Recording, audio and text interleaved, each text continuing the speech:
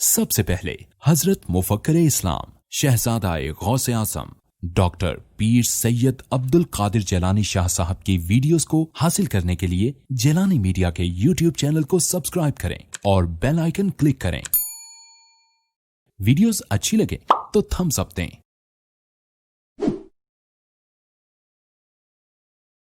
الحمدللہ وکفا وسلام علی عباده الذین اصطفى خصوصا علی محمد المصطفى وعلى آلہ واصحابہ اولی الصدق والصفا، اما بعد فقد قال اللہ تبارک وتعالی جل جلالہ فی القرآن المجید والفرقان الحمید۔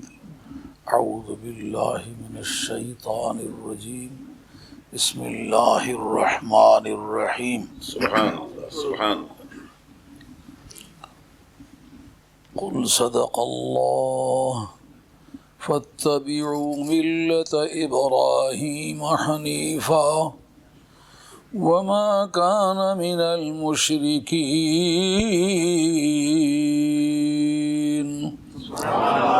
ان اول بیت وضع للناس للذی ببکۃ مبارکا وہدی للعالمین۔ سبحان اللہ سبحان اللہ۔ فیہ آیات بینات مقام ابراہیم ومن دخلہ کان آمنا وللہ علی الناس حج البیت من استطاع الیہ سبیلا ومن کفر فإن اللہ غنی عن العالمین۔ سبحان اللہ سبحان اللہ۔ قل یا اہل الکتاب لم تکفرون بآیات اللہ واللہ شہید علی ما تعملون۔ قل یا اہل الکتاب لم تصدون عن سبیل اللہ من آمن تبغونها عوجا وأنتم شهداء وما الله بغافل عما تعملون۔ صدق الله مولانا العظيم وبلغنا رسوله النبي الكريم ونحن على ذلك من الشاهدين والشاكرين والحمد لله رب العالمين۔ سبحان اللہ والصلاة والسلام عليك يا سيدي يا رسول الله وآلك وأصحابك يا حبيب الله۔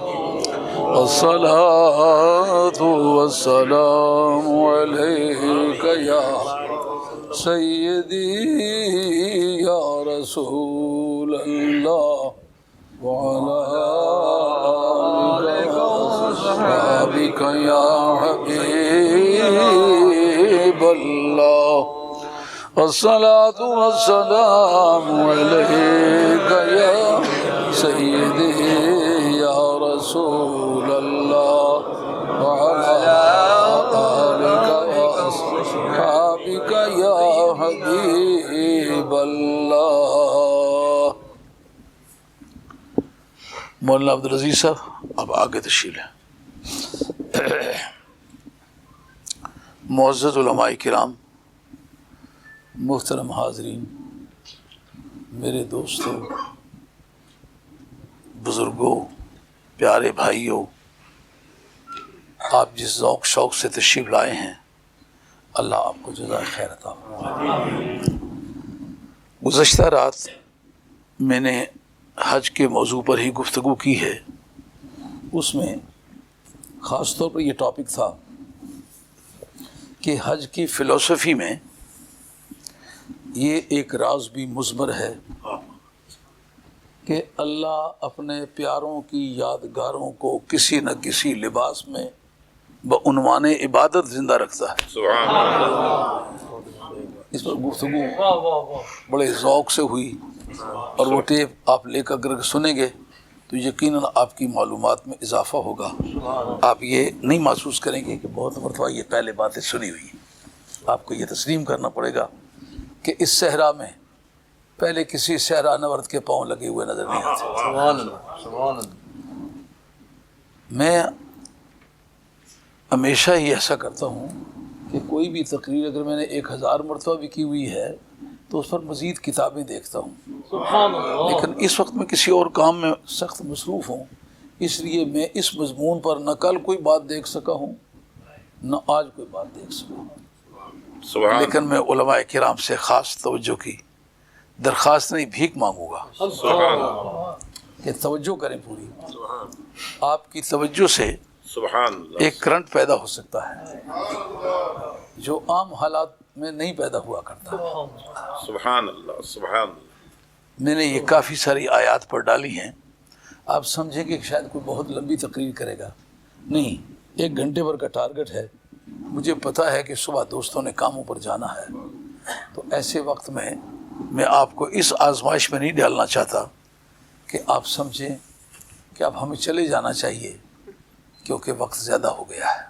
اس وقت آپ گھڑی کا ٹائم رکھ لیں، اگر آپ نے مجھے نہ روکا تو میں 1 گھنٹے میں اپنی بات کو کسی نہ کسی نتیجے پر پہنچا کے فارغ ہو جانا چاہیے۔ سبحان اللہ، سبحان اللہ۔ اس میں سب سے پہلی بات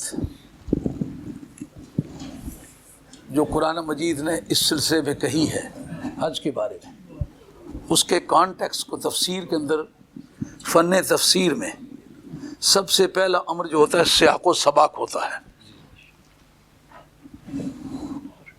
چلو ٹھیک ہے، اب چھیڑنا نہیں پڑتا۔ ٹھیک ہے۔ یہ سارے میرے ساتھی مجھے جانتے میں کون ہوں، اللہ، اور یہ کرسی ہے، یہ حجاب نہیں ہے، سب کے چہرے نظر آ رہے ہیں، چہرہ دیکھنا مقصود ہے۔ میں بھی غالباً سب دوستوں کو نظر آ رہا ہوں، میرے کی جو کوئی سائیکولوجیکل امپریشنز ہیں اس کا جائزہ ہو رہا ہے، تو بندوں کے چہرے نظر آنے چاہیے جس سے مجھے پتہ چل کہ ان کا رسپانسو ایٹیچیوڈ، جوابی کارروائی کیسی ہے۔ بات سمجھے ہیں کہ یہ نہیں سبحان اللہ۔ سمجھے ہیں تو اس کی پرسنٹیج کیا ہے؟ اگر کوئی کنفیوژن ہے تو کنفیوژن کیا بتا رہی ہے؟ اور جن کا چہرہ میں دیکھوں گا انشاءاللہ، اگر اللہ کو منظور میں ٹھیک ٹارگٹ پہ چلے جاؤں گا۔ میں یہ اللہ کے فضل سے، اس کے رسول کے کرم سے، جو کہ بڈھا آدمی ہوں، پرانا مدرس ہوں تو اس لیے یہ بات سمجھنے مجھے دقت نہیں ہوتی کہ 4-10 آدمی سارے کنفیوژن میں ہیں، ایک کی کنفیوژن کی وجہ اور ہے، دوسرے کی وجہ اور ہے، تیسرے کی وجہ اور ہے، سمجھ میں کوئی پرسنٹیج ہے، ایک کے 25% ہے، تو میں بالکل آسانی سے فیصلہ کرتا ہوں اتنی بات اس نے سمجھی ہے، اتنی رہ گئی ہے۔ تو جب بات کروں گا تو اس کو بالکل ٹارگٹ اس کا سمجھ اس کی میں آ جائے گا کہ میری بات کو اس نے سمجھا ہے۔ بے شک۔ آپ کی خاموشی کی زبان سمجھنے کی ٹرائی کریں۔ سبحان تو یہ کوئی بزرگی کی قسم کا کام نہیں ہے، یہ ایک لیبر کی قسم کا کام ہے، جو مزدور بن کے سرکار کی گلی کا ایک مزدور بن کے کام کیا ہے۔ تو جو باتیں سمجھ میں آئی ہیں میں وہ عرض کر رہا ہوں، یہ کوئی کرامت کی قسم کی بات یا بزرگی کی قسم کی بات نہیں عرض کر رہا ہوں۔ فن تفسیر میں ایک پہلا امر جو تفسیر کو سمجھنے کے لیے ہوتا ہے وہ سیاق و سباق ہوتا ہے، کانٹیکسٹ۔ کیوں؟ کتاب کی کتابی حیثیت کو پرکھنے کے لیے دور حاضر کے اورینٹلسٹ نے یہ ایک اعتراض اٹھایا ہے کہ قرآن مجید کی کتابی حیثیت کوئی نہیں ہے، ہر 2 آیتوں کا آپس میں جوڑ کچھ نہیں ہے۔ تو امام رازی نے اس پر پورا جامعیت سے کام کیا، اول سے آخر تک انہوں نے ہر آیت کا دوسری آیت سے تعلق واضح کر کے چھوڑا ہے، سبحان اللہ۔ اور پھر اس کے اندر جو انہوں نے کلاسیفیکیشن کی ہے کہ ہر سورت کی ابتدا کا ہر صورت کے انتہا سے کیا تعلق ہوتا ہے. ہر صورت کی ابتدا میں جو فن استعمال ہوتا ہے وہ صنعت برات استحلال ہے، یعنی ابتدائی کلام میں اٹھان ایسا ہوتا ہے جس سے پتہ چل جاتا ہے کہ آئندہ اس لیکچر میں، اس ڈسکورس میں کیا آ رہا ہے. یہ اس طرح کی بات ہے جیسا آپ لوگ جاتے ہیں نا، آپ کے پاس فروٹ کا ایک ٹوکرا ہوتا ہے، جا کر کسی اپنے قریبی رشتہ دار کے گھر اتارتے ہیں، اس سے جا کر بات کرتے ہیں، کہتا ہے او مسیرہ کیا حالہ، حالانکہ اس کا کوئی نام بھی تو ہوتا ہوگا. تم جانتے ہو تمہاری ماں اور میری ماں جو ہے یہ چچا زاد بہنیں ہیں، تمہاری دادی اور میری دادی کا آپس میں رشتہ ہم لوگ رشتے دیتے لیتے آئے ہیں. یعنی ابتدا میں ہی وہ لنک ظاہر کرنا چاہتا ہے، اس کی گفتگو سے ایک ریفلیکشن ہوتا ہے کہ یہ رشتہ مانگنے آیا ہے. ہاں اگر نہ بھی مانگے تو مطلب نکل آتا ہے یہ اسی کام کے لیے آیا تھا. اس کا نام ہے صنعت برات استحلال.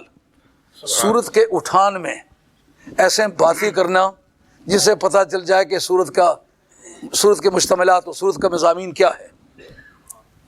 اور بعض ایسا ہوتا ہے کہ ایک بزرگ ہوتے تھے، تقریر کرتے تھے، الف لام میم سے شروع کر کے خرے دجال پر ختم کرتے تھے.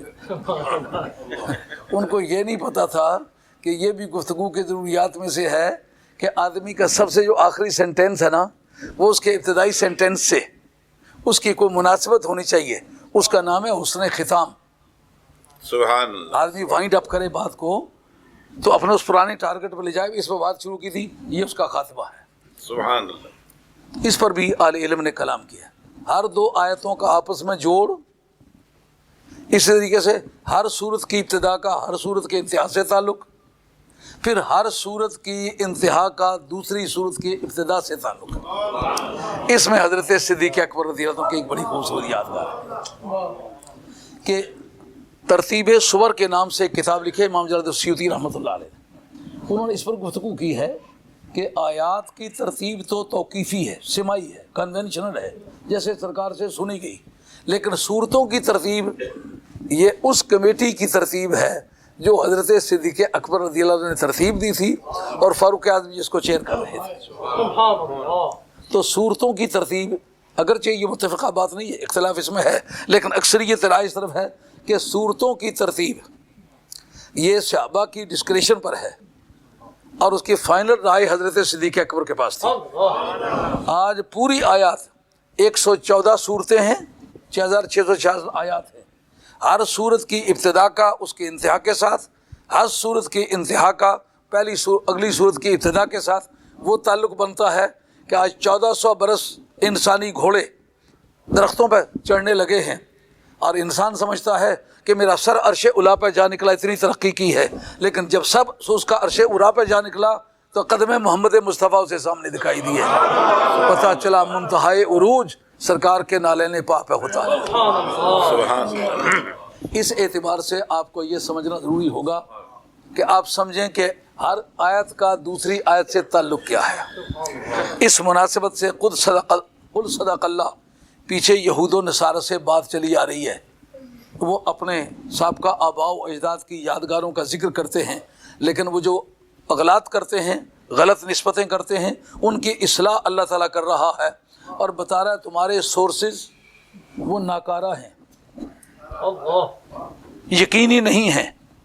لیکن مدینے والی سرکار ایک ایسا سورس ہے جو یقینی ہے. قل صدق اللہ، آپ فرما دیں جو اللہ نے بات کی ہے وہ صحیح ہے، تم غلط کہتے ہو. سبحان اللہ. آگے فاتبعوا ملت ابراہیم حنیفہ، تم حضرت ابراہیم علیہ الصلوۃ والسلام کے اس کے مذہب کی پیروی کرو، درآں حال کے وہ مکمل موحد تھے. وما کان من المشرکین، مشرکوں میں سے نہیں تھے. دعویٰ اولاد ابراہیم ہونے کا کرتے تھے، کرتے شرک تھے. تو رب کریم نے کہا جس کی طرف منسوب کرتے ہو اس کا تو یہ مذہب نہیں تھا. وہ کہتے ہیں یہی مذہب تھا. انہوں نے کہا یہ ایک بات تم بتاتے ہو، ایک مدینے والی سرکار بتاتے ہو، تم پوری قوم مل کے غلط کہتے ہو، یہ اکیلا ہو کے غلط نہیں کہتے.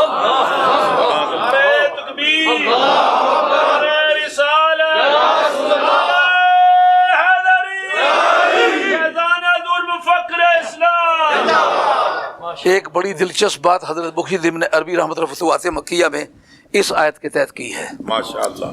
وہ کہتے ہیں ابراہیم علیہ السلام پہلے بھی ہیں، ان کے ملت کی پیروی کرنے کا حکم بھی ملا ہے، افضل کون ہے، سرکار ہیں یا ابراہیم علیہ السلام؟ انہوں نے کہا وقت میں تقدم یہ بھی برتری کی دلیل نہیں ہوتا۔ سمجھ آ رہی ہے بات؟ وقت میں پہلے ہونا یہ دلیل افضلیت نہیں ہے، بذات نہیں ہے، اور کوئی وجہ آ گئی ہے تو پھر افضلیت ہو تو ہو، لیکن وقت میں تقدم دلیل افضلیت نہیں ہے۔ یہ کہ ان کو ان کی پیروی کا حکم ہوا، ان کی پیروی کرو، تو جو متبع ہوتا ہے، مقتدا ہوتا ہے، وہ افضل ہوتا ہے، اور جو متبع ہوتا ہے وہ مفضول ہوتا ہے۔ کہ یہ بھی قاعدہ نہیں ہے۔ ایسا ممکن ہے کہ کوئی متبع ہو، مقتدا ہو، کسی کو پیروی کا حکم دیا گیا ہو، جس کو پیروی کا حکم دیا گیا وہ افضل ہو، یہ ثابت ہے اس سے۔ اس لیے کسی جگہ بھی آپ نے اگر یہ استدلال کیا ہے اس سے رجوع کریں۔ سمجھ آ رہی ہے بات کہ نہیں آ رہی؟ آنکھیں تو کہیں تھی، دل دیوانہ کہیں تھا۔ سبحان اللہ، سبحان اللہ، خیال میں آ رہی ہے بات کہ نہیں آ رہی؟ ماشاءاللہ۔ وقت میں کوئی مقدم ہو پیروی کا، قریب کی مثال حضرت اسامہ بن زید رضی اللہ عنہ کو سالار لشکر بنایا کہ نہیں؟ اکابر صحابہ کو کہا کہ نہیں اس کی پیروی کرو، تو کیا اکابر صحابہ افضل ہیں یا وہ افضل ہیں؟ اکابر صحابہ بات واضح ہوئی نہیں ہوئی؟ نہ واضح ہوئی تو آگے چلیں، واضح ہے بات۔ ہاں تو کہا وہ مشرکین میں سے نہیں تھے۔ اب یہ بتانا مراد ہے ان اول بیت وضع للناس للذی ببکۃ مبارکہ، جب تبدیلی قبلہ ہوئی تو یہودیوں نے یہ سوال اٹھایا کہ وہ پہلا قبلہ ہے، اس کو پہلے بنایا گیا۔ اب پہلے اور پیچھے پر گفتگو نہیں کروں گا، آیت کے مضمون پر لنگوسٹک سائنسز جو ہیں وہ استعمال کرنا چاہوں گا، یعنی لسانیاتی علوم۔ حضرت فرما رہے تھے کہ وہ اگر میں بات کر دیتا مضمون مجروح ہوتا ہے، شاہ صاحب بات کریں، واقعی شاہ صاحب علم کا بادشاہ ہے، بات تو مجروح ہو جاتی ہے، لیکن یہ کہ حج کے متعلق میں بات کروں تو مجروح ہوگی نا، اگر میں آیت کے متعلق کروں تو پھر کیا مجروح ہے؟ اب سماعت فرمائیں، غالباً اس ٹاپک پہ آپ کے سامنے گفتگو نہیں چلی ہوگی، لیکن آپ توجہ فرمائیں گے، آپ کو ماننا پڑے گا کہ محنت بھی کوئی چیز ہے، اور محنت کو خدا قبول کرے تو پھر رحمت بھی کوئی چیز ہے۔ سب سے پہلے بات جو کی ہے جناب وہ یہ ہے، سب سے پہلا گھر جو بنایا گیا للناس، لام کیسا ہے جناب؟ لام انتفاع ہے جناب۔ پہلا گھر بنایا گیا لوگوں کے نفع کے لیے۔ سبحان اللہ۔ اگر تو منڈی ہوتی تو پھر تو تجارتی مقاصد کے لیے نفع ثابت تھا، منڈی نہیں ہے۔ اگر کوئی سیاسی اڈہ ہوتا پھر تو مطلب یہ تھا کہ اس سے کوئی سیاسی فائدہ پہنچتا ہے، اور اگر کوئی ایجوکیشن سینٹر ہوتا جس کا مطلب یہ تھا وہاں کوالیفیکیشن ہوتی ہے۔ جو بظاہر نفع والے جتنے بھی صیغے ہیں اس کا کعبہ شریف سے کوئی تعلق نہیں بنتا، بے شک۔ اس کو یہ کہنا وہ بنایا ہے لوگوں کے نفع کے لیے۔ مولا کریم تیرے ہوتے ہوئے گھر سے نفع کی کیا وجہ بنتی ہے؟ سبحان اللہ، سمجھے؟ کیا بات ہے۔ یہ جو سوچ کے بتلاؤ کون سا لام ہے؟ غیر اللہ سے نفع، بڑی ذمہ داری سے کہتے ہو لام انتفاع کا ہے، نفع کے لیے۔ مولا کریم تو موجود ہے، نافع تو ہے، زار تو ہے، نفع نقصان تیرے قبضے میں ہے۔ سبحان اللہ۔ رب کریم فرماتے ہیں جس طرح میری قدرت کے قائل ہو میرے نظام کے بھی قائل ہو جاؤ۔ جو میرا سسٹم ہے، جیسا بیٹا میں دیتا ہوں لیکن نظام یہ بنا ہے ماں باپ کے ذریعے سے دیتا ہوں، تو جو میرے بیٹا دینے کا قائل ہو ماں باپ کا منکر ہو تو وہ بھی میرا ہی منکر ہے، کیونکہ میرے نظام کا منکر میرا منکر ہے۔ اگر نفع نقصان میرے قبضے میں ہے اور یہ بات ہوتے ہوئے میں نے ایک گھر کو نفع کے لیے بنایا تو مانو وہ اینٹیں، وہ پتھر، وہ عمارت، وہ بلڈنگ جس کے اوپر کوئی ایسا مٹیریل نہیں لگا ہوا ہے جو دنیا کا نایاب مٹیریل ہو، اس میں اگر میں نے نفع نقصان رکھا ہے بے شک تمہاری سمجھ میں نہیں آتا مگر مانو کہ ہے نفع۔ سمجھے بات سمجھ آ رہی نہیں آ رہی؟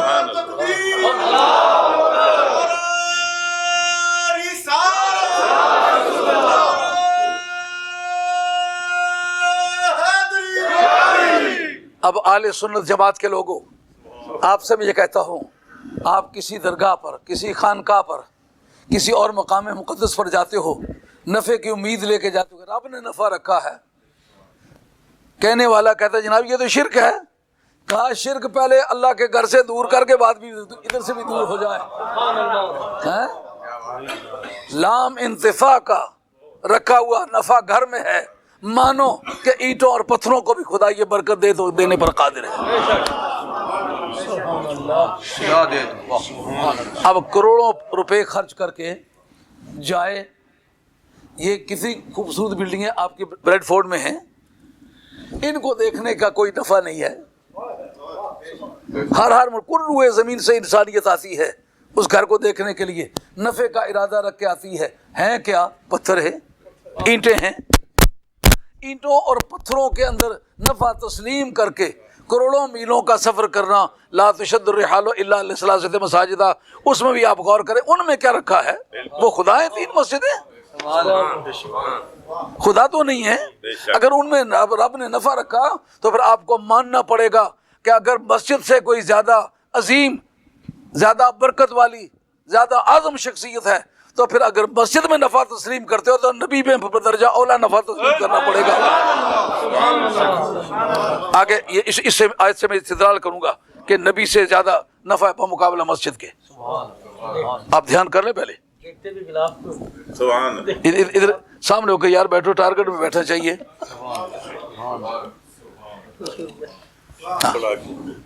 अब इसी आयत से इस्तेदलाल करूंगा कि नबी का नफा बनिस्बत मस्जिद के ज्यादा है। आप कहें कहाँ लिखा है? अभी दिखाऊंगा इंशाल्लाह। मुझे पता है कि मेरा ऐसा खैर खा कोई नहीं है कि जो तकरीर करके वाह वाह वाह बड़ी खूबसूरत तकरीर है, कहीं यहाँ से गलत की है, यहाँ से गलत की है, वहाँ से गलत की है। मैं जिंदा हूँ, गलती के जाले का जब वक्त आए तो इंशाल्लाह करके दिखाऊंगा, अल्लाह को मंजूर है। तो मुझे पता है कि जो बात मैं करता हूँ किसी ने माफ नहीं मुझे करना, लेकिन हमने ये सारे मैदान देखे हुए। वुदिअ लिन्नास, मुबारकन को क्या तरकीब में तस्लीम करते हो? मुबारकन अरबी कवायद में हाल है। किसका हाल है? वुदिअ के अंदर ज़मीर जो है उसका हाल है। क्या माना बनेगे? माना ये बनेगे कि जिस वक्त उस घर को बनाया जा रहा था उस वक्त वो बरकत वाला था, पहले बरकत वाला नहीं था। तो फिर बरकत तो बनाने वाले में हुई ना। आदम अलैहिस्सलाम ने पहली मर्तबा बनाया। हाल है मौलाना का दरआ हाल के वो बरकत वाला था। इस जगह इज्जुद्दीन अब्दुल अजीज बिन अब्दुल सलाम, उनकी किताब क़वाइदुल अहकाम फी मनाफिल अनाम, इसको देखो। उनका कोई जगह कोई ज़माना बिज़ात बरकत वाला नहीं है। न काबा बिज़ात बरकत वाला है, न मदीना बिज़ात बरकत वाला है, न मक्का बिज़ात बरकत वाला है, न बगदाद बिज़ात बरकत वाला है। कोई बरकत वाला आया उसकी वजह से काबा बरकत वाला बना।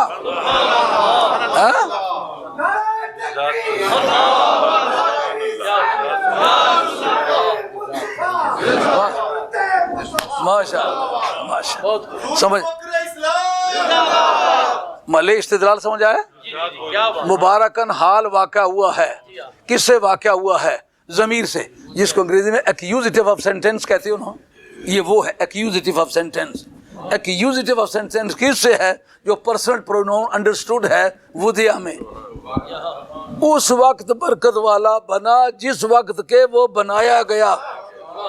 इसे नफिये मा तक़द्दुम है, पहले बरकत वाला नहीं था। जब वो बरकत वाले हाथ लगे तो इसमें बरकत आई, हाथ न लगते बरकत वाला न होता।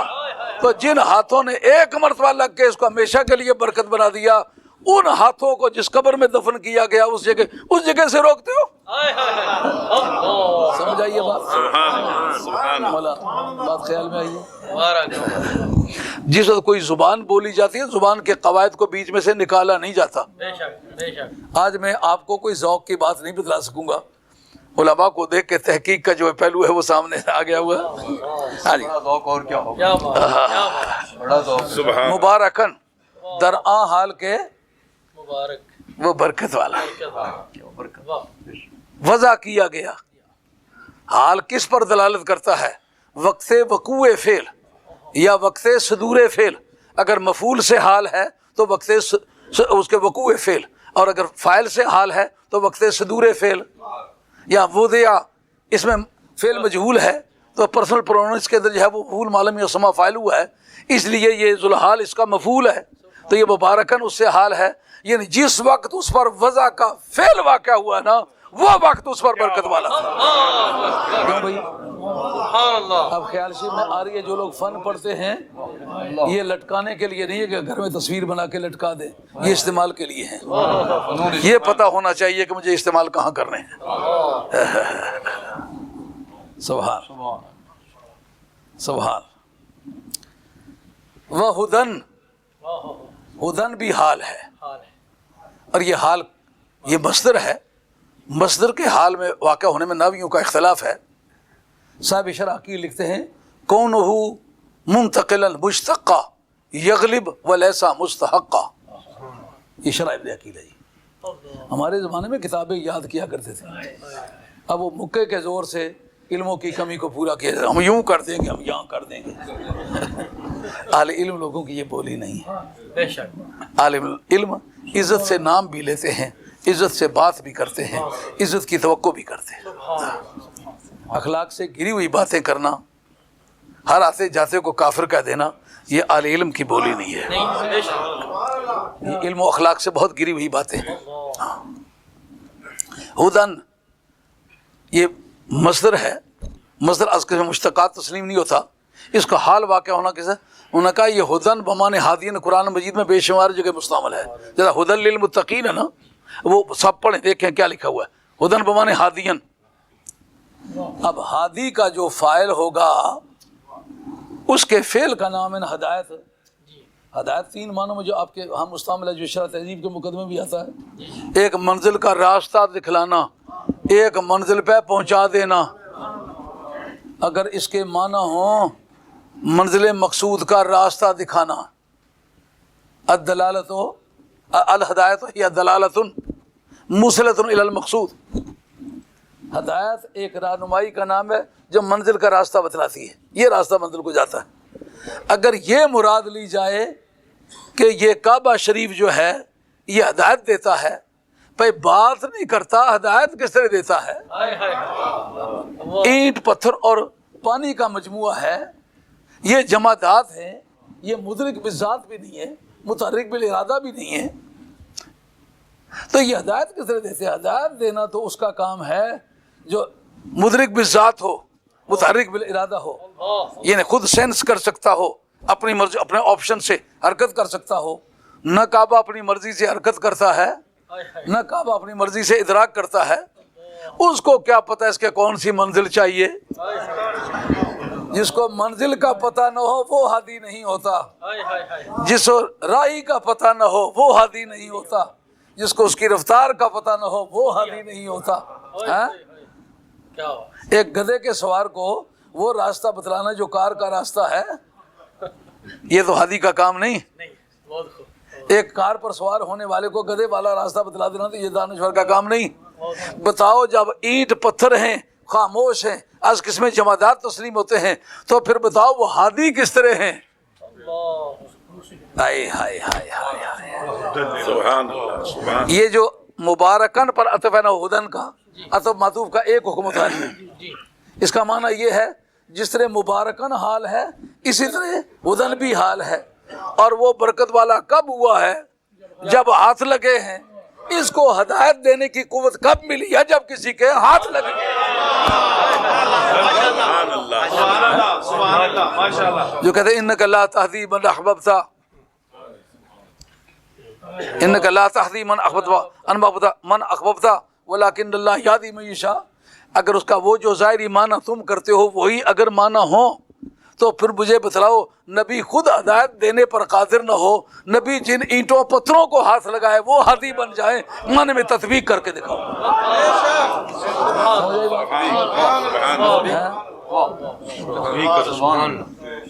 رب کہتا ہے تم تو سمجھتے ہو وہ بندے مر گئے، وہ خود ہدایت نہیں دے سکتے تھے. رب کہتا ہے جن کو ہاتھ لگا کے وہ چل دیے ہیں نا، उन पत्थरों और ईंटों में हिदायत रख दी है। वो आने वाले को जानते हैं ये कौन आया है, वो जाने वाले को जानते हैं ये कौन गया है। उन्हें पता है किसको इस पर किस बात की हिदायत। पूरे आलम में पूरे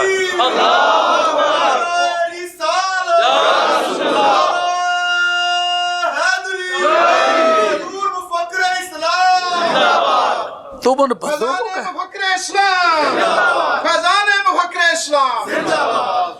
एक मरतबा तवज्जो फरमा, अभी बहुत मरतबा इन सफ़ा वल मरवा मिन शाइरिल्लाह आयत पढ़ी गई है। सफ़ा मरवा अल्लाह ताला की निशानियों में से हैं, इस पर गौर करने की जरूरत है। मिन शाइरिल्लाह, शायर या शिआरुन की जमा है या शईरतुन की जमा है। दोनों के माने क्या होंगे? दोनों के माने होंगे अलामत, निशानी। निशानी किसे कहते हैं? जो किसी की याद दिलाए। किसकी? मिन शाइरिल्लाह, अल्लाह की याद दिलाती है। अल्लाह, ये तो पहाड़ियां हैं।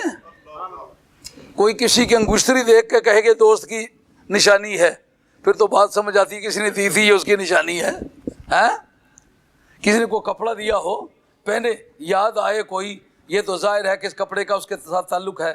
बताओ, इन ईंटों और पत्थरों को खुदा की यादगार किस तरह ये खुदा पर दलालत करते हैं? बात समझ आ रही है? खुदा पर ये किस तरह दलालत करते हैं? दलालत की वजह क्या है? ये दलालत लफ्जिया है, वजिया है, गैर वजिया है, तबिया है। किस तरह की दलालत है? कहा ये उन दलालतों से वराउल वरा है। तुम ये समझना चाहते हो कि बंदा खुदा जो है वो हिदायत नहीं दे सकता, और पागलो जिन राह गुजारों से गुजर जाएं, उनसे गुजरते हुए भी याद खुदा ताज़ा हो, फिर तो मानोगे कि उनके पाँव के जर्रों में भी हिदायत है। कह दो कि इस तरफ से न गुजरे कोई हसीन, कह दो कि इस तरफ से कोई हसीन, तासीर जज्ब है मेरी खाके मिज़ार में, तासीर जज्ब है मेरी खाके मिज़ार में। वो जर्रे भी दर्द आशना हो जाते हैं जो आले दर्द के साथ ताल्लुक पैदा कर ले। दर्द मंदादी संगत रल के कौन रवे खुशहाली, दर्द मंदादी संगत रल के कौन रवे खुशहाली, दर्द मेरे दा प्या पछावा रेओ न दर्दों खाली, दर्द मेरे दा प्या पछावा रेओ न दर्दों खाली। बाबू हिब्बा बाशदाए हम नशी, बाबू हिब्बा बाशदाए हम नशी, तातवानी रूए आदा राम भी। हरफे खड़ी ने किसी बुजुर्ग दरवेश को देखा, कई महीनों तक मस्ती तबीयत पर रही, खाना ना खा सके, पानी ना पी सके। उस दरवेश के पास बार बार जाएं, किथों एडा दर्द ले आए, दर्द वाले यारा, 10 दुकान साढ़े ताई बनी दलाल हमारा, 10 दुकान साढ़े ताई बनी दलाल हमारा। चिश्तियों का बड़ा हुजूम है। चिश्ती ज़ौक़ के एक बात आपको सुना देता हूँ। ख्वाजा गुलाम फरीद बिठरवी रहमतुल्लाह अलैह एक मुरीद के बेटे की शादी पर गए तो आप औरत का गाना नहीं सुना करते थे। एक औरत थी, बड़ी बला की गवैयन थी, बड़ा सोजो गुदाज और तबीयत में बड़ी आफरीनश। उसने पूछा कि बाबा फरीद, गुलाम फरीद आ रहे हो ना? कि जी। किसी दूसरे आदमी के वास्ते से उस शहर में जा धमकी, उसको कहा जा करके उससे बात करो कि मुझे अगर गाने की इजाज़त दे दे। उनका नहीं, ये औरत का गाना, गैर महरम का गाना मैं नहीं सुनना चाहता, खबरदार उसको, मैं वापस चले जाऊंगा। उसने समझा बंदा फकीर है, तबीयत का मालिक है, पता नहीं इजाज़त दे या ना दे, बेहतर है मैं खुद बगैर इजाज़त की इजाज़त दो, धकेल के बाहर निकाल देंगे, होगा क्या। चलते इधर से दरवाजे में वो इजाज़त लेने वाला दाखिल हुआ, दूसरे दरवाजे से वो आई, पाँव से घुंघरू बांधे हुए और आकर के तिगनी का नाच नाच के, तो उसने हज़रत हफ्ज़ शिराज़ी रहमतुल्लाह अलैह का कलाम पढ़ा, दर कुए नेक नामी मारा गुजर न दादम, दर कुए नेक नामी मारा गुजर न दादम, गर तू नमी पसंदी तगशीर कुन कजारा। कुछ नेक नामी में हाफ़िज़ शिराज़ी, हाँ हाफ़िज़ शिराज़ी चिश्ती है, उनका ज़ौक़ नहीं बताता चिश्ती है, बड़ा भला का चिश्ती है, बड़ा ज़ौक़ है तबीयत में। कहते हैं दर कुए नेक नामी मारा गुजर न दादम, पूछा नेक नामी में मुंशिया ने क़ज़ा व क़दर ने मुझे जाने ही नहीं दिया, गर तू नबी पसंदी तगशीर कुन कजारा। अगर तुझे मेरी ये जिंदगी पसंद नहीं तो तकदीर को बदल, नहीं तो तू पीर बन के ले जाएगा, मैं गवैयन बन के ले जाऊंगी, तू अपना काम कर मैं अपना काम करूं। ख्वाजा फरीदुद्दीन मिठवी ज़ौक़ का बादशाह था, इश्क और गुदाज में अपनी सदी में उसके जोड़ का शायद कोई दूसरा, ख्वाजा गोल्डवी रहमतुल्लाह की ज़ात पाक को मुस्तस्ना करता हूँ, मैं नहीं समझता कि उसके बराबर का कोई दूसरा शख्स ज़ौक़ के अंदर हिस्सादार था। ख्वाजा गुलाम फरीद मिठवी इश्क की दुनिया में जवान आदमी, आप ज़ौक़ में आकर के कहते हैं दर कुए नेक नामी तुरा गुजर न दादम, मन ई नमी पसंदम बदले दे हम कजारा। तू कहती है मुझे पूछा नेक नामी में मुंशिया ने अज़ल ने जाने नहीं दिया, आज मेरा हाथ पकड़ के चलो मैं देखता हूँ कौन रोकता है। ये क्या ला की एक तरफ मारी, गवैयन वो जा लगी, फड़कने लगी, नाक मुंह से खून जारी हो गया, लोग डरे के मर जाएगा। उन्होंने कहा ये जिंदगी बख्शने वाला खून है, मारने वाला खून नहीं है। आई थी गवैयन बन के, गई है वलिया होके, अब फजा में गूंज है कि तू एडा दर्द ले आयो है, दर्दा वाली यारा, 10 दुकाने या साढ़े ताई बड़ी दलाल हमारा।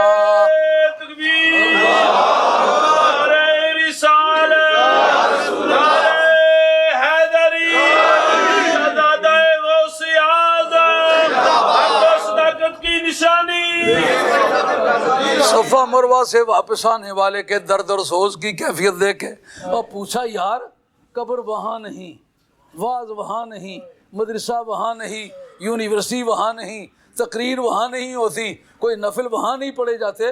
और दौड़ के आया है का जिन जर्रों से सैयदा हाजरा गुजरी है उन जर्रों में तजल्लिए तूर की बरसात है, उनको देख के आया हूँ इसलिए हालात बदल गए हैं।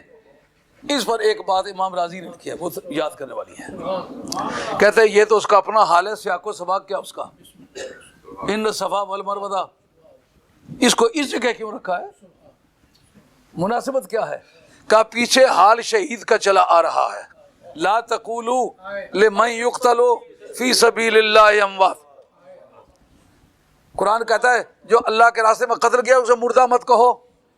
और जी मुर्दा क्यों ना कहें, गर्दन उड़ गई है, जनाजा पढ़ लिया गया है, बीवी बेवा हो गई है, इसको कब्रिस्तान में दफन कर दिया गया है, बच्चे यतीम हो गए हैं, ज़कात के हकदार करार पाए हैं, विरासत तकसीम हो गई है, किस तरह ये न माने के वो मुर्दा है? रब्बे करीम ने कहा तू तो उन बंदों का मुर्दा कहता है जो मेरी याद में जिए और मेरी याद में मरे, मैं तो उन राहगुजारों को मुर्दा नहीं कहता जिन राहगुजारों से वो गुजर गए। ये मान समझो। अब उदान बमान हादियन के माना समझ आए? ہے خاموش ہے, ان کی خاموشی گویائی ہے اور راستہ بتا رہے ہیں.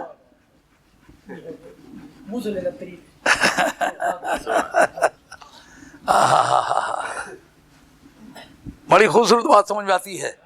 ادن بمانی ہادین اگر ہے ہدایت دینے والا تو پھر پوچھیں گے ہدایت کس چیز کی دے رہے ہیں؟ کہ غور سے سن اے رضا کعبہ سے آتی ہے صدا, غور سے سن اے رضا کعبہ سے آتی ہے صدا, میری آنکھوں سے میرے پیارے کا روضہ دیکھو. یہ بات کس سے سمجھے؟ ہدن بمانی ہادین کے معنی میں. اچھا کوئی کرینہ تو ایسا ہو جو دلالت کرے. سبحان اللہ. کا دلالت کرنے والا کرینہ ہے وہاں کا, وہ کیا جو پرنالا لگا ہوا ہے. جب دکان کسی گلی میں ہوتی ہے پتہ نہیں ہوتا کدھر, تو اوپر بورڈ ڈال کے اس کے اوپر تیر کا نشان ہوتا ہے, اس طرف راستہ جاتا ہے, یہ دکان ہے اور اس طرف راستہ جاتا ہے. جب کعبے کا طواف کرنے لگا تو جو ٹھیک مدینہ طیبہ کی ڈائریکشن پڑتی ہے نا, اس طرف مکہ کعبے شریف کا پرنالا بتاتا ہے. غور سے سن اے رضا کعبہ سے آتی ہے صدا, میری آنکھوں سے میرے پیارے کا روضہ دیکھو.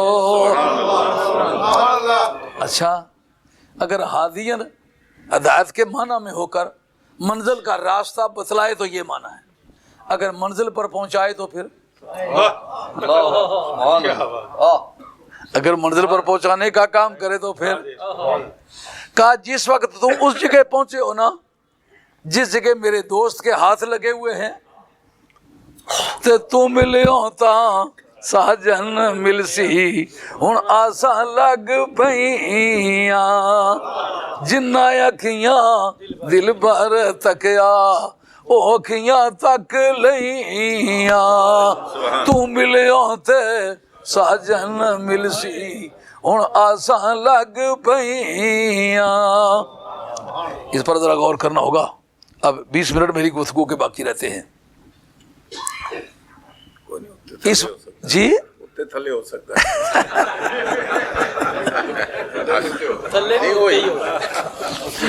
وہ جن کو تو ذوق آ رہا ہے نا ان کی تو یہ کیفیت ہے, لیکن جن کا وضو ٹوٹنے والا ہے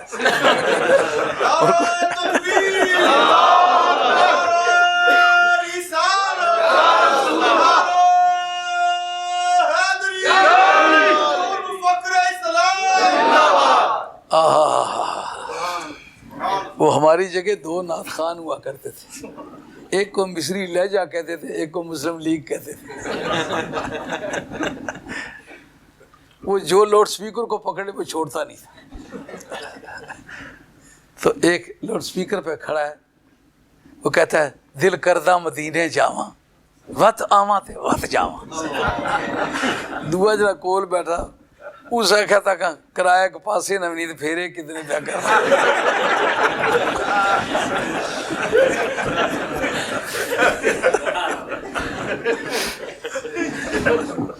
دعا کھڑا ہویا اس کیا دل کردہ مدینے ٹر جاواں دربار محمد دیکھا. وہ جس نے کو لاؤڈ سپیکر کھسیا اس کہا خدا تو کوئی تو کھڑا ہے پہنچ گیا پٹیالہ پہ آ کے نہیں گر سکتا.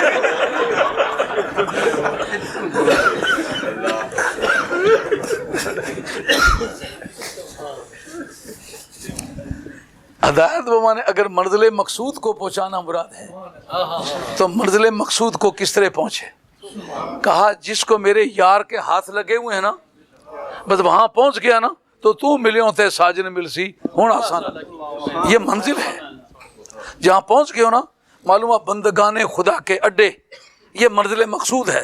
یہاں آ گئے ہو, منزل پر پہنچ گئے ہو, یہ منزل کی نشاندہی کر دی تھی کہ یہ تمہاری منزل مقصود ہے. اب اس پر ایک مرتبہ آپ نے غور کرنا ہوگا. یہ وضع للناس ببکۃ مبارکم وہدی للعالمین, اس جگہ تک جو ذکر ہے یہ آدم علیہ السلام کا ہے. دھیان فرمایا کبھی آپ نے, توجہ فرمائیں. اتنا حصہ جو ہے یہ تعلق رکھتا ہے آدم علیہ السلام کے حال سے. انہوں نے پہلی مرتبہ یہ قبلہ شریف بنایا تھا تو اتنا حصہ ان سے تعلق رکھتا ہے. یہ اس وقت برکت والا بنا ہے. ہاں، اور عین وضع کے ساتھ مبارکن کا تعلق ہونا، اس سے اس عقیدے پر روشنی پڑتی ہے کہ کوئی جگہ اپنے طور پر برکت والی نہیں، کوئی وقت اپنے طور پر برکت والا نہیں. لیلۃ القدر خود برکت والی نہیں تھی، نزول قرآن کی وجہ سے برکت والی. سبحان اللہ. بہت سبحان اللہ سبحان اپنی اپنی شان ہے یار. تورات بھی ماہ رمضان میں نازل ہوئی، انجیل بھی، زبور بھی، صحیفہ ابراہیمی بھی، یہ سارے ماہ رمضان میں نازل ہوئے. لیلۃ القدر کیوں نہیں بنی؟ سبحان اللہ. سمجھ آ رہی ہے بات کریں؟ کسی کے نازل ہونے کا نہ یوم القدر بنا نہ لیلۃ القدر بنی ہے. کیا وجہ ہے؟ کہ دراصل باقی جو آسمانی کتابیں تھیں کلام الہی وہ یقیناً ہیں، خواہ وہ کلام لفظی ہیں خواہ وہ کلام مانوی، لیکن کلام الہی ہے. مگر ان کے اندر جو غلبہ ہے وہ احکام کا ہے، تسبیحات کا ہے. قرآن مجید کے اندر بھی تسبیحات بھی ہیں، احکام بھی ہیں، انٹرنیشنل لا بھی ہے، میٹرمونیل لا بھی ہے، لا آف انہیریٹنس بھی ہے، کریمنل لا بھی ہے، سول لا بھی ہے، انٹرنیشنل لا بھی ہے. ہر طرح کے قوانین ہیں، لیکن ہر ایک پر رنگ کا غلبہ جو ہے وہ زلف تابدار مصطفیٰ کا ہے.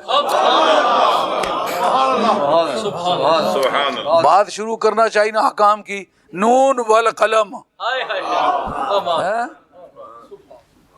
نون سرکار کا دہن مبارک اور والقلم سرکار کی زبان مبارک. سادی نے قلب توڑ دیا ہے یار. فارسی ادب نے بھی جو خدمت کی ہے آپ اس کا اعتراف کریں. کہتے ہیں ہر غنچہ کہ گل گشت دیگر غنچہ نہ گردد. ہر غنچہ کہ گل گشت دیگر غنچہ نہ گردد. پھول کھلنے سے پہلے غنچہ کہلاتی، جس کو بڈ کہتے ہیں انگریزی میں. اب بلومنگ فلاور سے پہلے وہ بڈ ہے. کہتے ہیں ہر غنچہ کہ گل گشت دیگر غنچہ نہ گردد. ایک مرتبہ غنچہ کھل کھلا کے پھول بن جائے، دوبارہ غنچہ بن جائے تو غنچہ دہن ہونا بھی ایک حسن ہے. شگفتگی اگر ایک حسن ہے تو غنچہ دہن ہونا بھی. کلیاں آکھیا غنچہ دہن ساڈا، ساڈی بزم نو بخشن بہار آیا. یہ میرا اپنا کلام ہے. کلیاں آکھیا غنچہ دہن ساڈا، ساڈی بزم نو بخشن بہار آیا. اسی فرش بچھائے تبسماں دے اسے ہی واسطے گلے گلزار. لاکے پھلاں دا بسترا پھل بولے او دلدار آیا، او دلدار آیا. سید بلبلاں کوک فریاد کی تھی، لوگوں دیکھو او جانے بہار آیا. یہ غنچہ بھی کیا بات. ہر غنچہ کہ گل گشت دیگر غنچہ نہ گردد. قربان لبے یار گہے غنچہ گہے گل. واہ. نون والقلم کا ترجمہ کیا سادی نے. ہر غنچہ کے گل گشت دیگر غنچہ نہ گردد. قلم توڑ دیا جناب. قربان لبے یار گہے غنچہ گہے. چپ کرے تو غنچہ ہے، بات کرے تو شگفتہ ہے. قربان لبے یار گہے غنچہ گہے گل. قرآن مجید ہے اور لوگوں کی بھی باتیں کی ہیں نا، اس میں رنگ مصطفیٰ ہے. مثلا تبت یدا ابی لہب وتب، برارات مذمت ہے ابو لہب کی. آج سے کوئی 35-40 نہیں زیادہ ٹائم، 40 سے زیادہ ٹائم اب ہو گیا غالباً. میں دینا مرکزی جامع مسجد میں تقریر کر رہا ہوں. وہ خواجہ گولڈوی رحمۃ اللہ کے غیر مطبوع کلام ہے کوئی، علامہ ہزاروی رحمۃ اللہ کی زبان مبارک سے سنا تھا کہ میں صدقے ہاں اس سونے تو جرا شہر مدینہ دا باشی موصوف خدائے لم یزری نزل القرآن بمدحتی. تو میں قرآن مجید کے سرکار کی مدح میں نازل ہونے پر گفتگو کر رہا تھا. کسی من چلے نے ایک رکا لکھا، انہوں نے کہا یہ آپ کہتے پورا قرآن سرکار کی مدح میں نازل ہوا، تو بتائیں تبت یدا ابی لہب وتب میں سرکار کی مدح کہاں ہے؟ ایک علم کتابی ہوتا ہے، ایک علم فیضان ہوتا ہے. علم فیضان کی روانی علم کتابی سے زیادہ ہوتی ہے. ایسا پتہ چلے میرے کان پہ کسی نے آگے بات کہہ دی ہے. اسی دن اتفاق کی بات کہ میں نے تکرار سجدہ پر سبق پڑھائے فقہ کے، اور اس پر مجھے بیرونائک دیکھنے کا اتفاق ہوا کہ یہ کیا وجہ ہے. ورکعوا واسجدوا، رکوع اور سجدے دونوں کا حکم ایک ہی آیت میں ہے، لیکن رکوع میں تکرار نہیں ہے، سجدے میں تکرار ہے. وجہ کیا ہے؟ ایک ہی آیت ہے، ایک ہی طرح کا حکم ہے، دونوں فعل امر ہیں، دونوں ارکان نماز ہیں، لیکن سجدے دو ہیں، رکوع ایک ہے. وجہ کیا ہے؟ صاحب بیرق ابن نجیم نے لکھا ہے، یہ بھی اپنے وقت کا امام حنیفہ ثانی تسلیم ہوا ہے. وہ کہتے ہیں قصہ دراصل یہ ہے کہ رکوع میں تکرار تو نارمل بات ہے، فعل میں جب تک کہ کوئی قرینہ دلالت نہ کرے تکرار، امر میں تکرار نہیں ہوتا. لیکن سجدے میں تکرار کی وجہ سمجھنا پڑے گی کیوں ہے. رکوع تو نارمل ہے، اس کے جواب کی ضرورت نہیں، کیونکہ امر صرف تعمیل حکم کے لیے ہوتا ہے، تکرار کے لیے تو ہوتا نہیں. اگر تکرار ہوا ہے تو پھر سمجھنا پڑے گا تکرار کیوں ہے. سبحان کا تکرار اس وجہ سے ہوا جب پہلے سجدہ کا حکم ہوا نا تو سجدہ کرنے والوں نے سجدہ کیا، شیطان پیچھے اکڑا کھڑا ہے. جب انہوں نے دیکھا کہ بے ایمان پیچھے کھڑا ہے، اپوزیشن بھی ایک چیز ہے، انہوں نے کہا بے ایمان ٹھہر جا، تو نہیں سجدہ کرتا نا، ہم دوبارہ کریں گے. اور رب کو پسند آ گیا، انہوں نے کہا جو مجھے منوانے کے لیے کیا ہے وہ بھی میری عبادت ہے، جو میرے منکر کو چلانے کے لیے کیا ہے وہ بھی میری عبادت ہے. اس سے سمجھ آ گیا مدح کے اسلوب دو ہیں، ایک محبوب کے اندر پائی گئی ہوئی خوبیوں کے تذکرے کرنا، دھوم مچانا، اور ایک ہے محبوب کے دشمن کے سر کے جوتے مارنا، ذلیل و خوار کرنا. یہ بھی مدح کا ایک اسلوب ہے. تبت یدا ابی لہب، جو مکے کا چیف ہے، اس کو اللہ تعالیٰ نے ذلیل کیوں کیا؟ کہا یہ میرے مصطفیٰ کا منکر ہے. تو اے محبوب والضحیٰ واللیل بھی تیری شان ہے، لیکن یہ جو تبت یدا ابی لہب کا تیرے دشمن کو جوتے مارے یہ بھی تیری شان ہے. مدح کے اسلوب دو ہیں. سمجھ میں آئی ہے بات؟ تو مدح کے اسلوب بنیادی طور پر دو ہیں. اس جگہ آدم علیہ السلام کی ایک یادگار ہے، ایک ابراہیم علیہ السلام کی یادگار ہے. اب ابراہیم علیہ السلام کی یادگار کہاں سے شروع ہوتی ہے؟ فی آیاتم بیناتم مقام ابراہیم، کیونکہ معروف طور پر قبلے کی دو کنسٹرکشنز ہیں. پہلی جو ابتداء کی ہے وہ آدم علیہ السلام نے کی، ہدی للعالمین تک. یہ مولا کریم ہے زمین پر تو عالمین کا اطلاق تو آتا ہے اللہ کو چھوڑ کر سب پر. آسمان کے رہنے والے بھی عالمین کے زمرے میں آتے ہیں. یہ مٹی کا ڈھیر آسمانوں کے رہنے والوں کو کس طرح رہنمائی کرتا ہے؟ کہا اللہ کے بندے تو سمجھا نہیں، جن ذروں کا نبیوں سے تعلق بن جاتا ہے، نبی چھو لیں، آسمانی قدسیوں کے لیے بھی ہدایت کا باعث بن جاتے ہیں. اس وجہ سے ہدی للعالمین ہیں. اب اگر وہ ہدی للعالمین ہو تو میرے مصطفیٰ رحمت اللہ عالمین ہوں، فرق کیا ہوگا؟ کا راستہ دکھلانا اس کا نام ہے ہدایت. رحمت کا معنی یہ ہے اس کو پروٹیکشن مہیا کرنا. پروٹیکشن اس کے ساتھ وابستگی کے بغیر نہیں ہوتی. وابستگی کب ہوتی ہے؟ جب حاضر ناظر ہو، رب العالمین ہو، عالم کے ذرے ذرے کو پالے نہیں. عالمین کا رب نہیں ہوتا. رحمت للعالمین ہو، پورے عالمین کے ذرے ذرے کو تحفظ مہیا نہ کرے، عالمین کے لیے رحمت نہیں. معنی کیا بنے؟ اے میرے محبوب، عالم میں بھی حاضر ناظر ہوں، عالم میں تو بھی حاضر ناظر ہے، میں رب ہو کر حاضر ناظر ہوں اور تو رحمت ہو کر کے حاضر ناظر ہے. تو رحمت ہو کے حاضر ناظر رہو اور ہم رب ہو کر کے حاضر ناظر رہتے. آگے بات چلتی ہے حضرت ابراہیم علیہ السلام کی، کیونکہ کعبے کی دو کنسٹرکشن ہوئی ہیں تو دونوں کا ذکر ہونا چاہیے. کا پہلی برکت تو وہ ہے جس میں آدم علیہ السلام کے ہاتھ لگے. کیوں بھائی بات سمجھ آ رہی ہے نہیں آ رہی؟ میں نے تو آپ سے کہا تھا ذوق کی کوئی باتیں نہیں کروں گا، لیکن پھر بھی کچھ کوئی بات جو ہے آئی گئی ہے. یہاں دوسری بات بتائی ابراہیم علیہ السلام کی، اس میں نہیں ذکر کیا وہ برکت والا ہے. کہ یہ پہلے کی جو عزت و عظمت ہے نا اس کو زخمی نہیں کرنا چاہتے. سبحان. گو یہ شان میں اس سے بڑا ہے، اس کی شان اسی طرح رہنے دو. بات سمجھ آئی نہیں آئی؟ وہ پہلے آیا ہے، عمر میں بڑا ہے، شان میں چھوٹا ہی صحیح، لیکن اس کی عزت کو نہیں چھیڑتے، اس کی عزت بحال رکھو. سمجھ آ گئی بات؟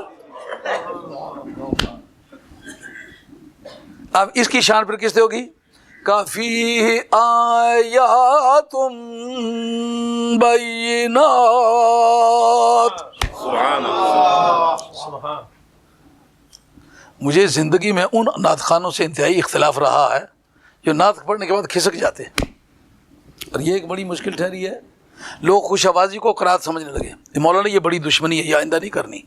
ہاں، قرات ایک فن کا نام ہے، یہ بڑی حد تک ٹھہرتی ہے. جس کو کھڑے پڑے کی تمیز نہیں وہ قاری ہے، صرف اس لیے کہ آواز کو لمبا چوڑا کر لیتا ہے. ان کا بھتیجا بڑا فرسٹ کلاس قاری ہے، اس سے قرات پڑھانی نہیں تھی. یہ کوئی آدمی یہ چھپائے کہ میں آواز لمبی اونچی نیچے کروں، آؤ اتنا پڑھے تو پتہ چل جاتا ہے قرات پڑھا ہوا آدمی کے نہیں. آؤ زو تک نہ جائے، آؤ اتنا کہے بالکل پتہ چل جاتا ہے کہ قرات پڑھی ہوئی ہے کہ نہیں. اور قرات بھی اس کے لیے یہ غلط العلماء ہے، یہ غلط العوام نہیں ہے. یہ کیونکہ اس فن کا نام تجوید ہے، اس کا نام قرات نہیں. قرات کا موضوع روایت ہے. سبحان اللہ. جس علم کا موضوع مخارج اور صفات ہے اس کا نام قرات ہے ہی نہیں، اس کا نام ہے تجوید. اور یہ اتنی بڑی مشکل ہے کہ جو کہتے قرات سبع کے قاری ہیں، ہم ان سے بھی حیران ہوتے ہیں کہ ان کو یہ کیوں پتہ نہیں کہ قرات کس علم کا نام ہے. سبحان اللہ. اور میں اس نعت خوان کو زندگی میں کبھی اپنی مجلس میں گھسنے نہیں تھا. یہ بڑی بے ادبی کی قسم کا کام ہے کہ نعت پڑھے کھسک جائے. جو آدمی سیدھا سینٹینس نہیں بولنا چاہتا اس کو موقع بھی دیتے ہیں، خدمت بھی کرتے ہیں، لیکن یہ آداب محفل کے خلاف ہے. اپنے آپ کو اتنا ضروری سمجھتا کہ میں نعت کے لیے آیا تھا، میں پڑھوں تو چلوں. نہیں، اس کو پتہ ہونا چاہیے میں حاضرین رہتے تھے. اب یہ ایک ایسا سید ہے، علم کا سمندر ہے یہ شخص. یہ بیٹھنے والی پوزیشن میں تو نہیں ہے. یہ اگر آئے ہیں تو یہ ان کی شفقت ہے. یہ علماء کرام سارے بڑے بڑے فاضل لوگ ہیں. یہ سب علماء کرام ہیں، یہ سب فاضل لوگ ہیں. یہ مولانا بڑے فاضل آدمی ہیں، تو کتنی محبت سے بیٹھے ہوئے ہیں. اس سے تقریر تو میں ضرور کر رہا ہوں، لیکن ان کی حوصلہ افزائی میرے ساتھ ہے. اگر یہ مجھے کنڈیم کر دیتے تو میں اس طرح کی تقریر ہرگز نہ کر سکتا. ان کی شفقت کے ہاتھ سے مجھے تسکین مل رہی ہے. یہ بات آپ نے آئندہ یاد رکھنی ہے. سبحان اللہ. فی آیات بینات، اس میں بہت ساری نشانیاں ہیں، آیات ہیں اور واضح ہیں. وہ کیا ہیں پتہ تو چلے. کا مقام و ابراہیم، ابراہیم علیہ السلام کے پاؤں لگانے کی جگہ، کھڑا ہونے کی جگہ. سبحان اللہ. یہ بدل مبدل منو کی ترکیب ہے جس کو اپوزیٹو کہتے ہیں. اپوزیٹو انگریزی میں اس کو کہتے ہیں اپوزیٹو. یہ اپوزٹ نہیں ہے، اپوزیٹو. اپوزیٹو جو ہوتا ہے جیسا کہ وہ پاگل آیا تھا زید. اب زید جو آپ نے کہا نا، یہ اس پاگل کا اپوزیٹو ہے. آپ نے پاگل کے مطلب کو آپ صحیح نہ سمجھے ہوں گے، تو جو زیادہ مانوس ہے وہ بات کہہ کے آپ نے اپنے مخاطب کو سمجھا دیا کہ پاگل سے میری مراد کیا ہے. اس کو کہتے ہیں بدل مبدل منو کی ترکیب. یہ وہ ترکیب ہے. آیاتم بینات، سامنے کوئی آیات نظر نہیں آ رہی.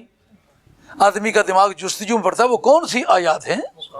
کہا تمہیں پتہ نہیں پاگل، دیکھ یہ جس جگہ میرے یار نے قدم لگائے ہیں نا، یہ نشانی ہے. مولا کریم یہ ایک نشانی ہو سکتی ہے. کہا یہ بھی تیری پاگل پنی ہے. ہوش سے بات کر، جس جگہ میرا یار قدم رکھ دے اس کے مقدر ایسے بدل جاتے ہیں کہ لاکھوں نشانیاں اس میں تلاش کرو تو نکل آتی ہیں. سمجھ آتی ہے. فی آیات بینات مقام ابراہیم، اس میں بڑی نشانیاں ہیں. وہ حضرت ابراہیم علیہ السلام کے کھڑا ہونے کی جگہ ہے. اور نشانی کا ایک تو پتھر جب پگھلا پاؤں کے نشان اس نے بنا لیے. ثابت ہوگا انسان ہو کر تجھے یہ پتہ نہیں نبی کے قدم کے سامنے تو پتھر پگھلتے ہیں، تو کلمہ بھی پڑھتا ہے، پگھلتا کیوں نہیں ہے؟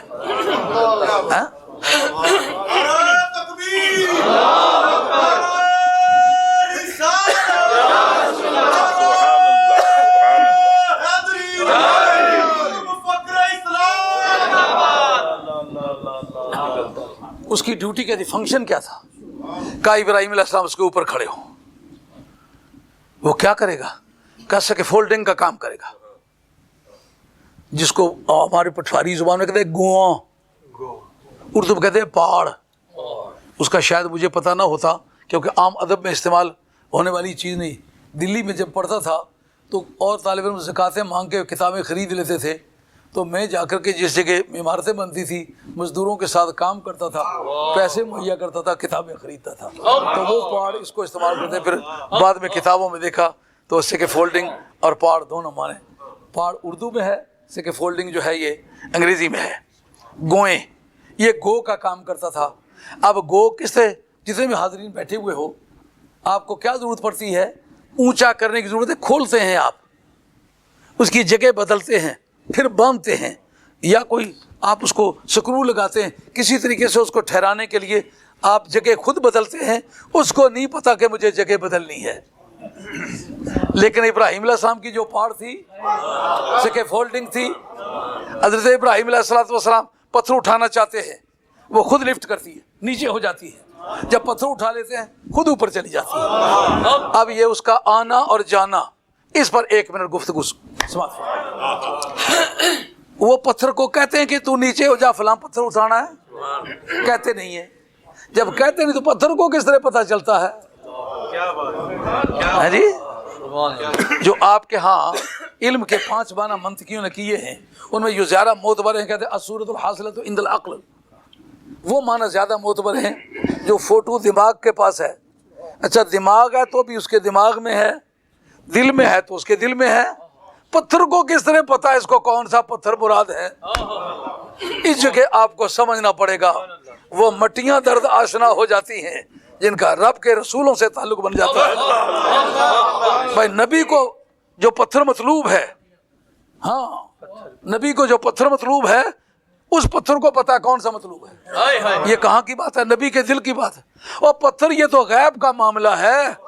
جو بیضاوی نے غیب کی تعریف کی ہے، مالا یدرکہ الحس ولا تقتضیہ بداہۃ العقل، جس کو حواس خمسہ ظاہری بھی معلوم نہ کر سکیں، عقل کی پہلی توجہ بھی سے معلوم نہ کر سکے، وہ غیب ہوتا ہے. اب جس پتھر کا تصور حضرت ابراہیم علیہ السلام کے قلب اطہر میں ہے یا ان کے دماغ میں ہے، اس پر تو نہ کوئی حواس خمسہ ظاہری دلالت کرتے ہیں اور نہ عقل کی پہلی توجہ معلوم کرتی. غیب ہے تو پتھر بتا تجھے غیب کا پتہ کس طرح چل گیا؟ کہا کہ ان بیوقوفوں کے کان پکڑ کے اینٹھو جو نبی مانتے ہیں اور غیب کا ہونا نہیں مانتے. تو غیب کا ہونا تو تم نے شیطان کو مان لیا. تو نبی ماننا بڑی بات تھی، بڑی بات مان لی، چھوٹی بات نہ مانی. تمہیں جاننا چاہیے کہ جن پتھروں نے نبی کے قدم چومے ہیں وہ پتھر بھی غیب دان ہوتے ہیں، اور پتھروں کو بھی اللہ غیب عطا فرماتا ہے. بات سمجھ آئیے؟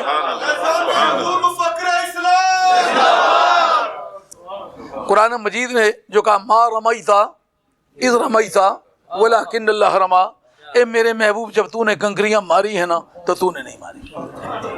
قرآن مجید تیرے انداز بلاغت پہ بھی قربان. یہ نہیں کہا تو نے ماری ہی نہیں ہے، فرمایا جب تو نے ماری ہے نا تو نے نہیں ماری.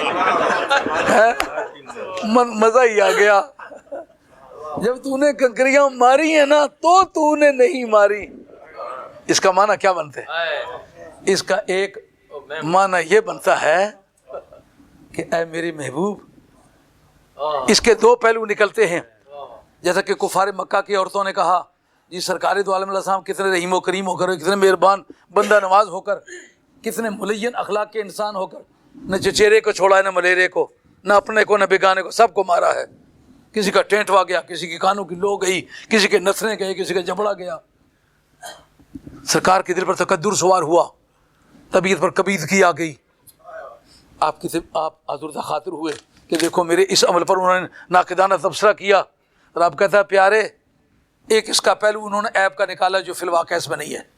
دوسرا پہلو اس کا خوبی کا ہے، کنکریاں تو نے سیدھے ڈائریکشن پہ ماری ہیں، لیکن تیرے دشمن بکھرے ہوئے تھے، کوئی ادھر تھا، کوئی ادھر تھا، کوئی آگے تھا، کوئی پیچھے تھا. تو تیرے دوست دشمنوں کے ساتھ گتھم گتھا تھے، کسی تیرے ایک دوست کو بھی نہیں لگا. دشمن دوسری طرف ہے تو پھر کیا اس کو لگا ہے؟ تم نے پھینکا سامنے والی ڈائریکشن کو ہے، لیکن یہ خود اپنے تصرف سے اس ڈائریکشن کو گیا جدھر تیرا دشمن ہے. یار ایماندار اور بے ایمان میں تمیز کرنا یہ غیب کا علم ہے کہ نہیں؟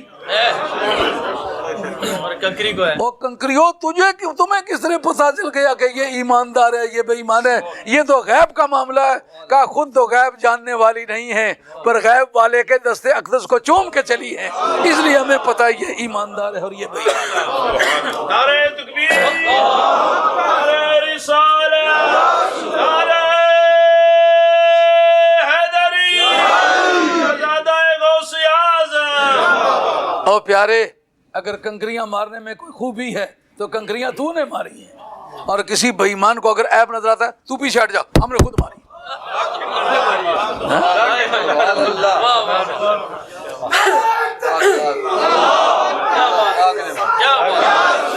نظام دو اللہ کو.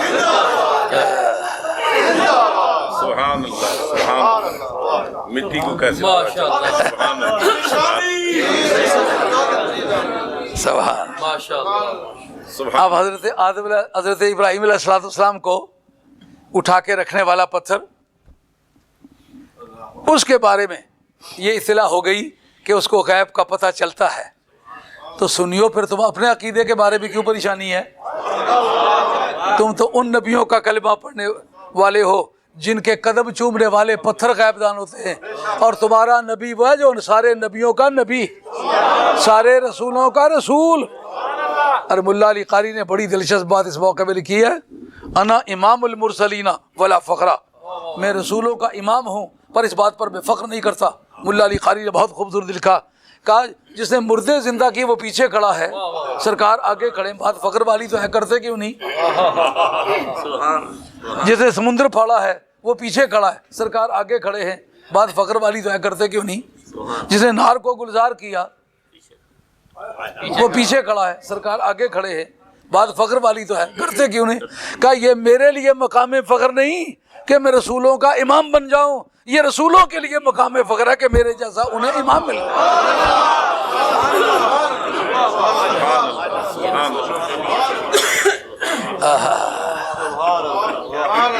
اب کہتے ہو جناب بیٹھکوں پہ جانے سے شرک ہوتا ہے، اس جگہ رب کہتا ہے فَاتَّخِذُوا مِن مَّقَامِ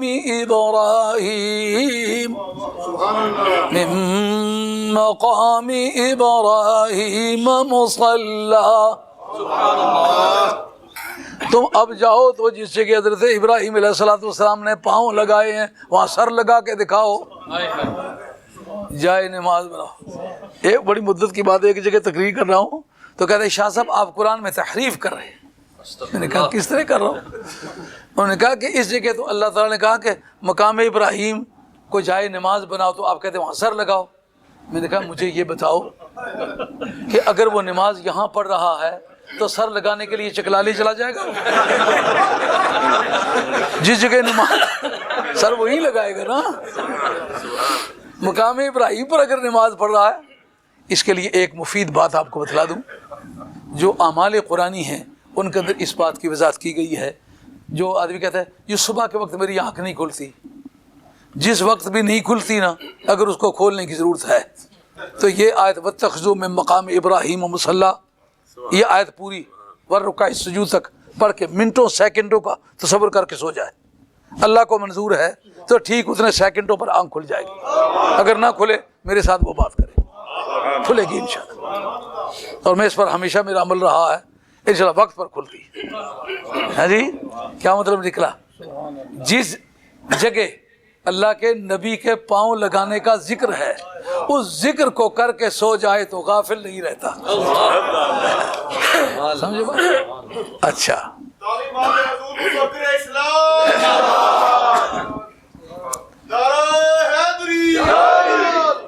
چند لمحے باقی ہیں میرے بیان کے. اس میں حضرت فاروق اعظم کے موافقات قرآن مجید میں ایک مستقل سبجیکٹ ہے. کون سی آیات حضرت فاروق اعظم کی موافقات ہیں؟ آپ اگر صحابہ کرام میں شان تلاش کریں، ہر گلے رنگ و بوئے تھی کہ رست آپ سمجھیں جب تک ایک کی توہین نہ کریں دوسرے کی شان نہیں بڑھتی. نہیں، ہر ایک کی شان بڑھاؤ، ہر ایک کی شان کو بلند رکھو. نبی پاک کی بارگاہ کا ہر لاڈلا لاڈلا ہے، ہر ایک کی شان شان ہے، اس کی شان ہمارا ایمان ہے. حضرت فاروق اعظم کے موافقات ہیں کہ جس جگہ फारूक आजम का झगड़ा हुआ दूसरे सहाबा के साथ और आयत नाज़िल हुई जिसमें परवरदिगार आलम ने अपनी मुआफ़क़त का ऐलान किया, मैं उमर के साथ हूँ। अब इसमें कोई कहे जी फलां की मुआफ़क़त नहीं हुई, हतक हो गई है, नहीं, कोई हतक नहीं हुई। जिसकी जो शान रब ने दी है वो रहने दो, ये खुदा का काम है फजीलतें बांटना, मेरा और आपका काम नहीं है। अपने आप को ठेकेदार समझना कि फलां सहाबी की जब तक मैं ठेकेदारी ना करूं उस वक्त तक गया नहीं, तेरे से पहले भी ठेकेदार गुजरे हैं, बाद में रहेंगे, लेकिन दीन वही है जो अल्लाह ने बनाया है जी।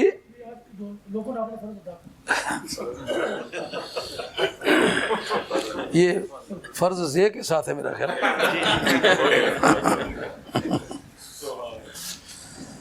ओहो, तुम जफा करते रहे और हम वफा करते रहे, अपने अपने फर्ज को दोनों अदा करते रहे। अर्ज खिदमत है कि ये बात बड़ी संजीदगी से सोचने वाली है कि फारूक आज़म की ये आयत मुआफ़क़ात में से है। वत्तख़ज़ू मिन मक़ाम इब्राहीम मुसल्ला, सुनियो तुम्हारे अक़ीदे की पूरी वज़ाहत कुरान मजीद के अंदर मौजूद है। इसमें कोई पच्चर लगाने की ज़रूरत नहीं पड़ती। शलवार ऊपर कर लेना ये कोई किसी अक़ीदे का नाम नहीं है। सर टेढ़ कर देना, मूछें चट कर देना, मिसवाक एक बीम के बराबर रख लेना, लोटा ऐसा समुंदर उसमें आ जाए, ये कोई किसी अक़ीदे का नाम नहीं है। लोटा लोटा है, मिसवाक मिसवाक है, शलवार शलवार है। ये शलवार शरा कायद नहीं है, ये शलवार शलवार है। ये किसी मजमूआ अक़ीदा का नाम नहीं है।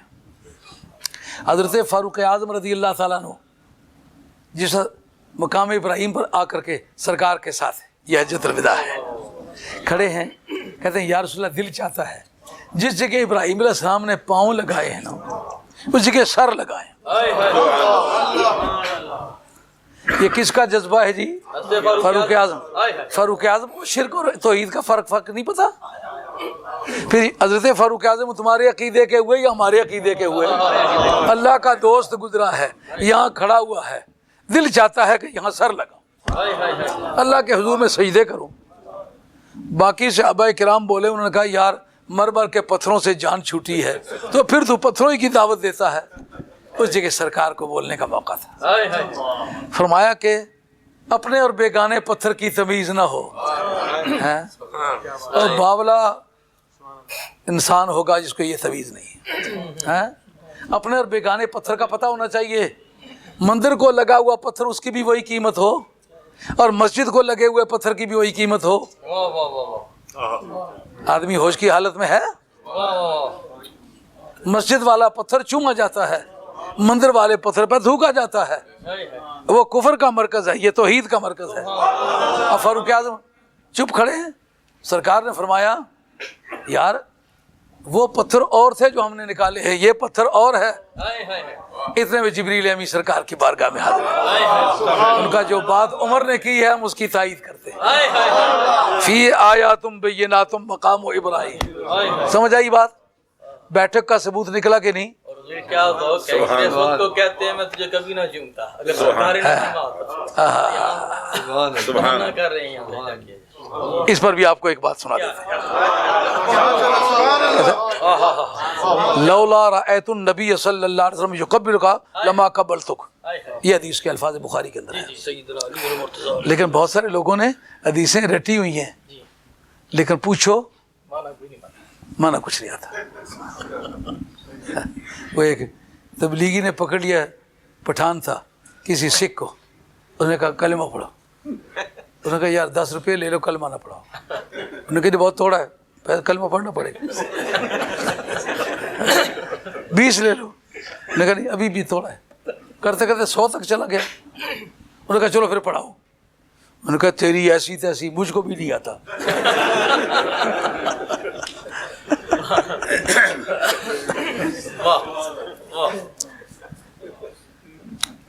ज़ेरें ज़बरें दी हुई है किताबों में, याद कर लें, कोई दिक्कत नहीं।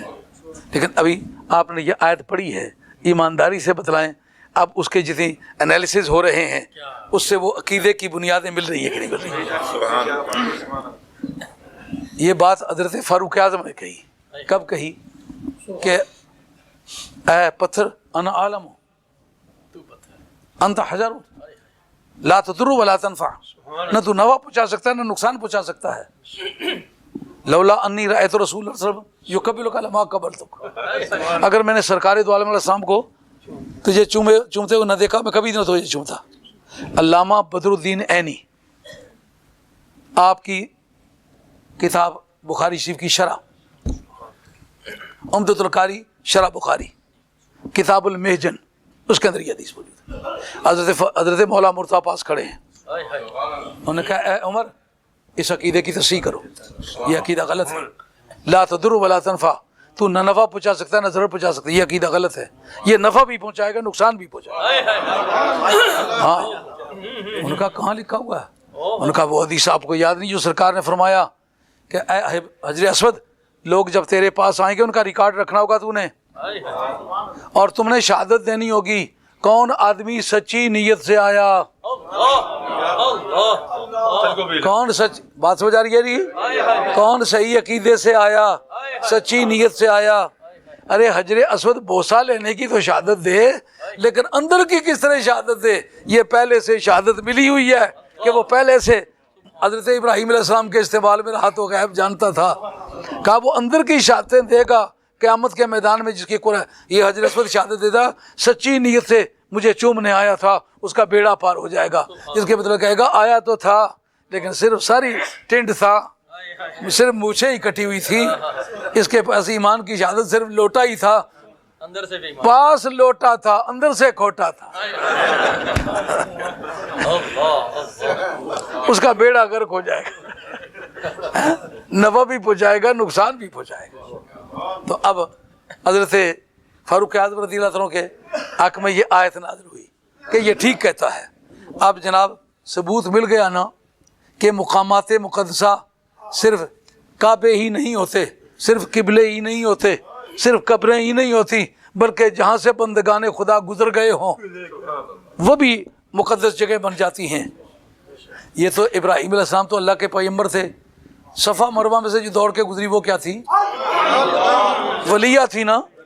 دوڑنے کی پابندی کن کی لگی؟ نبی ہو گئے تو بھی دوڑو گے، رسول ہو گئے تو بھی دوڑو گے. ابھی رسول ہو کے وہ کام کرنے کے پابند جو ولی نے کیا، کہا یہ پیار کی دنیا الگ ہے. تمہیں سمجھنا پڑے گا. کبھی آپ نے دیکھا ہوگا ابو بن کے آپ کو یہ تجربہ شاید ہوا ہو، ابو گھوڑا بنو،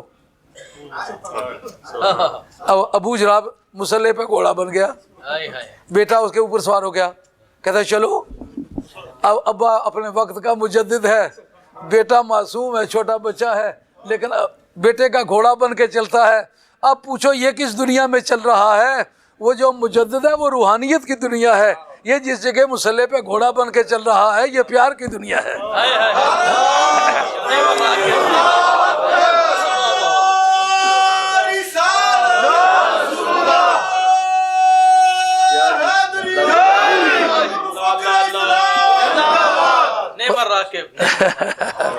یہ رات بس گفتگو ہوئی ہمارے اسٹیشن پر سے، ایک خبر دو مرتبہ نشر نہیں ہوتی. اس پر رات کو بڑی تفصیلی گفتگو، یہ سارے ساتھی رات کو سننے والے تھے، یہ سمجھے کہ رٹ کے آیا تھا وہ ہمیں سنائی ہے، پھر یہاں بھی سناتا ہے. ہاں تو اب اس موقع پر ایک اور بات آپ کو دلچسپ سن رہا ہوں. وہ کیا کہ کہتے ہیں وہ جی نبی کریم علیہ الصلوۃ والسلام حدیبیہ میں جس درخت کے نیچے جا کے بیٹھے تھے، بیعت لی تھی، لوگ اسے مقدس جگہ سمجھ کے وہاں لوگ نفل وغیرہ پڑھنے لگ گئے تھے، تو فاروق اعظم رضی اللہ تعالیٰ عنہ نے وہ درخت کٹوایا تھا. اس سے پتہ چلا کہ ایسے مقامات پر بابرکت سمجھ کے کوئی عبادت کرنا از قسم شرکیات ہے، انصاف سے دوسنا ہے. مجھے یہ پتہ ہے میری تقریر کے دوران ہر مذہب کا آدمی آتا ہے، لیکن دل آزاری کسی کی میرا مقصود نہیں ہے. آدمیت احترام آدمی، باخبر شو از مقام آدمی. کسی انسان کی حتک میں نہیں کرنا چاہتا، بات سمجھانا چاہتا ہوں. اگر میری بات ریکارڈ پر نہ نکلے میرے ساتھ بات کرو.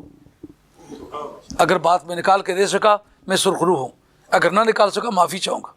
میں ان لوگوں میں سے نہیں کہ ضد سے کہوں گا میں نے دودھ کو کالا کہہ دیا یہ کالا ہی ہے، نہیں. میں ایک اللہ تعالیٰ کا عاجز بندہ ہوں، خدا کو خدا تسلیم کرتا ہوں، اس کے رسول کو رسول تسلیم کرتا ہوں، اور مذہب آل حق آل سنت والجماعت کو بجمیع اجزائی حق سمجھتا ہوں، اور یہ اللہ کے زمرے کی سچائی پر پورا یقین رکھتا ہوں۔ اس لیے میری طبیعت میں یہ ذوق نہیں ہے۔ جب یہ کہتی ہے شرکیہ معاملہ ہے، آپ سے نہایت ادب سے پوچھوں گا کہ درخت کے نیچے بیٹھ کے بیعت لینا تو بخاری سے ثابت ہے، کاٹنا کس کتاب سے ثابت ہے؟ کیا بات، بات خیال جی میں آ رہی ہے؟ اس کی کوئی وجہ نہیں کہ آپ ایک ہی وقت میں وہ ثبوت پیش کریں جو ویلڈ ہے، وہ ثبوت پیش کریں جو انویلڈ ہے۔ ہم یہ پوچھنا چاہیں گے جو درخت کے نیچے بیٹھ کے بیعت لینے کا ثبوت ہے وہ تو بخاری کے اندر موجود ہے، حضرت جابر ابن عبداللہ انصاری راوی ہیں، اور کوئی 1400 کے ہیر پھیر میں صحابہ کرام میں وہ گواہ ہیں، بیعت لینا تو ان سے ثابت ہے، لیکن یہ درخت کا کاٹنا کتنے بندوں سے ثابت ہے اور وہ کس کتاب سے ثابت ہے؟ پہلے درخواست کروں گا کہ مہربانی کریں، دوسرے ہی سال گئے تھے نا عمرۃ القضاء کے لیے، 6 سال میں بیعت لی تھی، 7ویں سال میں عمرۃ القضاء کے لیے گئے تھے، اس وقت میدان حدیبیہ سے گزرے ہیں، اس سرکار نے کیوں نہیں کٹوایا؟ شرک کا زیادہ بہتر علم سرکار کو ہو سکتا ہے، فاروق اعظم کو ہو سکتا ہے، اگر وہ ہوتا تو پھر بخاری میں اس کا ثبوت ہوتا نا۔ ذمہ داری سے کہتا ہوں، سنی سنائی بات نہیں کرتا، پڑھا کے کہتا ہوں، خود اپنی آنکھوں سے وہ سارا مطالعہ کیا ہے، کہیں کاٹنے کا ثبوت نہیں ہے۔ کتب سیاستہ میں ہے جہاں تک میرا مطالعہ ہے، سیاستہ میں نہیں ہے۔ ہمیں کہتے ہو سرکار کے غیب کا ثبوت سیاستہ سے لاؤ، ہم تو میں سیاستہ سے بھی لا کے دے چکے ہیں، لیکن ہمارے لیے پابندی سیاستہ کی ہے، اپنے اٹکل پچکوں کے لیے تمہیں کوئی پابندی نہیں ہے۔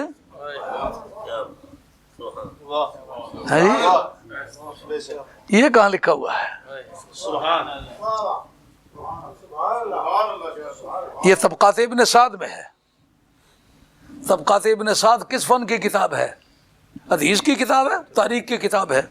تو بتاؤ تاریخ حدیث کی مزاحم واقع ہو سکتی ہے؟ نہیں ہو سکتی۔ درخت کے کٹوانے کا معاملہ طبقات ابن سعد میں ہے، درخت کے نیچے بیٹھ کے بیعت لینے کا معاملہ بخاری میں ہے۔ جس درجے کا وہ معاملہ ہے اس درجے کا ثبوت لائیں۔ اچھا وہ کہیں کہ اگر حدیث خاموش ہو تو تاریخ کے ذریعے سے بھی خبر کو ثابت کیا جا سکتا ہے۔ ہم یہ کہیں کہ بخاری کا متن، وہ کہے گا دوسری مرتبہ ہم جب قضاء کے لیے گئے عمرۃ القضاء کے لیے، ہم نے 1400-1500 بندے نے مل کے وہ درخت تلاش کرنا چاہا، وہ جگہ تلاش کرنا چاہیے، ہم سے نہیں معلوم ہو سکی۔ یار دوسرے ہی سال جن کو وہ 1500 کو وہ جگہ معلوم نہیں ہو سکی، وہ ہجرت کے 15ویں سال میں فاروق اعظم کو کاٹنے کے لیے کس طرح اس کی نشاندہی ہوگی؟ سمجھ آ گئی بات؟ بچوں سے بات کرو پھر تو ٹھیک ہے، لیکن اگر سول لا میں یہ کیس چلے، آپ کو موقع کا نقشہ آپ سے پٹواری کو کہیں مہربانی کر کے نقشہ بنوا کے لاؤ، تو پٹواری پر یہ اعتراض کیا جائے یہ معاملہ حدیبیہ کا ہے، 1500 آدمی موقع کا گواہ تھا، ان میں سے کسی ایک کی شہادت لاؤ کہ کاٹا گیا تھا۔ حضور کے زمانے میں نہیں کاٹا گیا، شرک ہوتا تو سرکار کٹواتے۔ پھر اس سے حضور کے بعد سب سے زیادہ توحید کا علم حضرت صدیق اکبر کی ذات پاک کو ہے، جو ساری امت مسلمہ کا سرتاج ہے، ان کو پتہ ہوتا، انہوں نے کیوں نہیں کٹوایا؟ پھر فاروق اعظم کو پتہ کس طرح چلا کٹوایا کس طرح ہے؟ جہاں طبقات ابن سعد نے یہ بات کی ہے وہاں اگلی بات بھی کی ہے۔ کتنی بددیانتی ہے کہ بات کو ادھورا کر کے لوگوں کے عقائد میں رکھنے ڈالتے ہو۔ قصہ اصل میں یہ ہوا کہ فاروق اعظم نے دیکھا کبھی ایک درخت کے پاس کھڑے ہو کے پڑھتے ہیں، کہتے ہیں یہ وہ سرکار والا درخت، کبھی دوسرے درخت کے پاس کھڑے ہوتے ہیں کہتے ہیں یہ سرکار والا، کبھی تیسرے درخت کے پاس، کوئی درخت نہیں چھوڑا، ہر ایک درخت کو یہ سرکار والا درخت ہے۔ حضرت فاروق اعظم نے کہا کہ جھوٹی نسبت کو میں نہیں چلنے دوں گا۔ آئی بات خیال میں؟ یہ مقام ابراہیم کی بیک گراؤنڈ ہے۔ اب اس وقت 1 گھنٹے سے کچھ وقت زیادہ ہوا ہے، ہاں بلکہ 15-20 منٹ زیادہ ہوا ہے بھائی، میں معذرت چاہتا ہوں، میں تو بند کرنے لگا تھا لیکن آپ لوگوں نے وہ اصرار کیا تو آگے چلے آئے۔ بہرحال مقام ابراہیم پر بات ختم ہوئی ہے، پھر یار زندہ صحبت باقی، کل بری میں تقریر ہونے والی ہے اور کل بھی اس حج پر ہی کریں گے۔ ہیں؟ اگر کوئی آدمی سمجھتا ہے کہ اس کو اس سے آگے معلومات چاہیے تو کل پھر وہاں آ جائے انشاءاللہ. جس سے آج میں نے کوئی بات تکرار نہیں کی، کیوں بھی آپ لوگ موجود ہیں، کل کی کوئی بات تو نہیں کی نا. انشاءاللہ آج والی بات کل بھی نہیں کروں گا، اللہ کو معلوم ہے. مجھے کئی مرتبہ اتفاق ہوا ہے، جھگڑے پڑے میری تقریروں پر. ایک مرتبہ ایک آدمی موڑا داروغہ ہے ہماری پنڈی کے پاس، انہوں نے آ کر کے کہا کہ شاہ صاحب آپ نے موڑا داروغہ میں ایک تقریر کی تھی، اس نے یہ جملے کہے تھے اور آپ نے فلاں کتاب کا نام لیا تھا. میں نے کہا نہ یہ میں نے جملے کہے ہیں، نہ فلاں کتاب کا نام لیا تھا، نہ وہ تقریر موڑا داروغہ کی ہے. تقریر وہ روایت کی ہے، کتاب کا نام یہ لیا تھا اور مسئلہ یہ بیان کیا تھا. فوراً کتاب نکال، میں نے کہا یہ مسئلہ ہے. اب وہ کہتے ہیں نہیں مجھے تو یوں یاد ہے. میں نے کہا وہ ٹیپ بھی موجود ہے، ساتھیوں کو کہ ٹیپ لے آؤ. جب ٹیپ نکالی تو وہ ٹیپ جو بات جس سے میں کہہ رہا تھا ویسے نکلا ہے. اور یہ واقعہ تقریباً کوئی 40 برس کا تھا. تو اس طرح یہ یاد رہتا ہے کہ کہاں کیا تقریر کی تھی. تو کیونکہ میں مولوی برادری کا آدمی نہیں ہوں، نہیں پانی شد نہیں پیتا. ہاں وہ مولویوں کی برادری کا مولوی کی رعایت کر جاتا ہے، سید کی کوئی رعایت نہیں کرتا. وہ اکبری ایک شاہ صاحب نماز پہ پڑھانے سے کرپا ہے، پنڈی اسلام آباد جو کرپا، انہیں لنگوٹا بدھا ہویا.